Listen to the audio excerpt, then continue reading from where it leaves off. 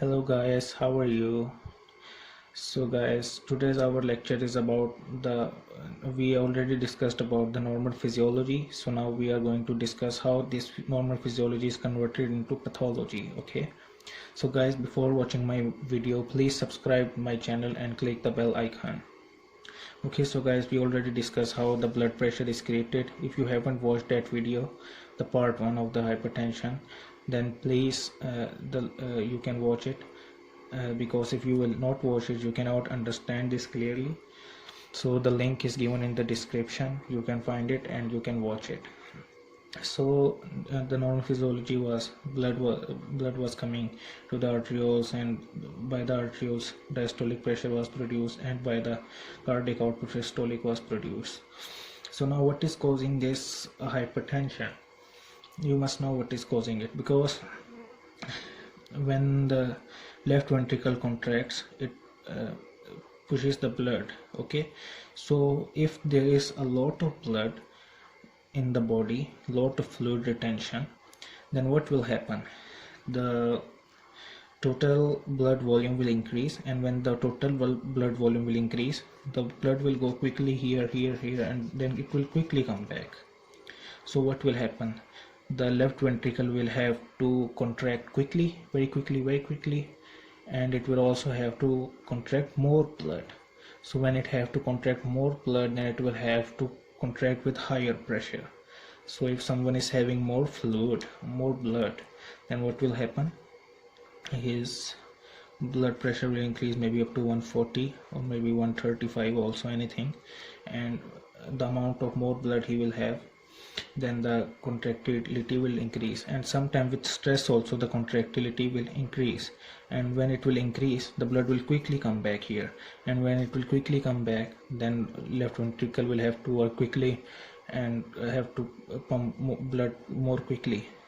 So then the blood pressure, the systolic blood pressure will increase. So now we must know how the person will have more fluid. The answer is simple. You must know about the normal function of the kidney before understanding, because there is one rule here: without help of kidney,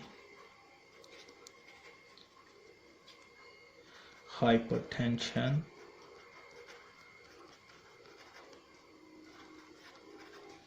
cannot occur. So you guys understand, without the help of kidney, hypertension cannot occur. How? You know, the hypertension works by, if there is more fluid, how the fluid will be more. If the fluid is going and filtered through the kidney, and it will be excreted through the ureter into the urine. So if more sodium and more water is retained, then the fluid in the body will be more. So if more fluid and water is retained, then the fluid in the body will be more. So that will cause more fluid, and the systolic blood pressure will increase.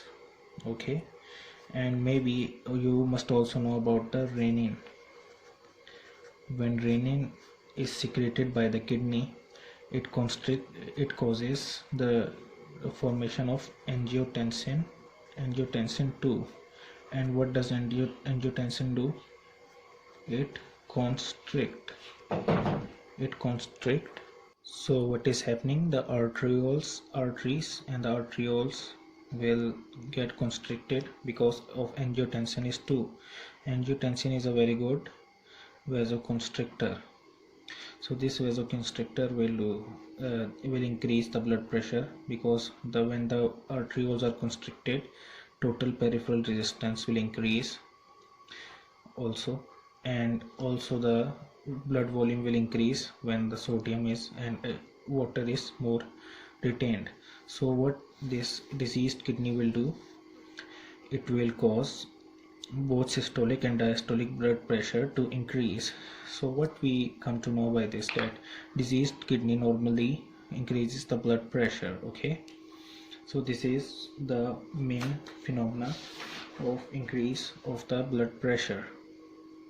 And also many genetic factors are also influenced, and many environmental factors are also influenced upon this. Now let me tell you like what factors are doing this, like cardiac output, how cardiac output is affected. Firstly, some genetic problems. Okay, genetic factors. What kind of factors will be that? Maybe someone's kidneys nephrons are are more hyperactive, and they will retain more sodium and water, which will increase the sodium body fluid level. And maybe someone's renin angiotensin system, RAS system, RAS system is more hyperactive. If you want a separate lecture on RAS angiotensin system, then you can comment in the comment section, and I will make a complete video on it so you guys can understand this function more properly. So what can be those genetic factors? Like RAS hyperactivity and nephrons hyperactivity as well. So these genetic factors can cause, and upon that, environmental factors. What kind of environmental factors? One can be obesity. What will obesity do? If someone is having obesity, he will have more capillaries, and when more capillaries means more body fluid, then it will cause hypertension, more blood pressure, because more blood volume, more blood pressure. And what is other can be smoking, alcohol also causes neuronal disturbance, which will cause hypertension. Like it can cause more sympathetic activity, and more norepinephrine is released, which will cause epinephrine and that activity. And what smoking will cause? Atherosclerosis. So these kind of things, what will atherosclerosis will do?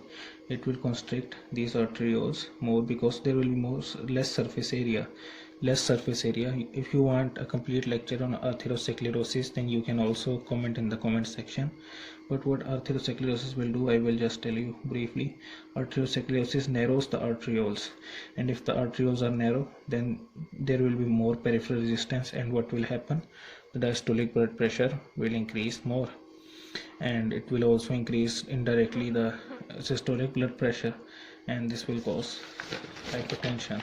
So these are some environmental factors which can cause this. And also more sodium intake will cause more sodium and calcium. It will cause? It will cause increased contractility, about the normal action potential. The contractility is caused by sodium and calcium. So if there is more sodium and calcium intake in the diet, then it will cause more contractility. Blood will come back quickly, and when it will come back quickly, it will cause the left ventricle to pump with more pressure. So this is another factor. And also polycythemia, a large blood size, large RCB size, increased size of RBC. It will also cause, because the blood will be more viscous, and more viscous blood will require more pressure. Like honey, if you have to pull out honey out of the bottle, then it takes more pressure than normal just pulling out the water out of the bottle. So more size, then it will require more pressure.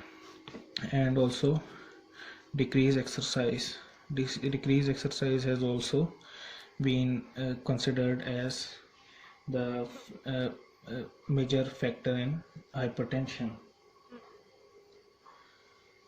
And these are the normal environmental factors which are causing the hypertension.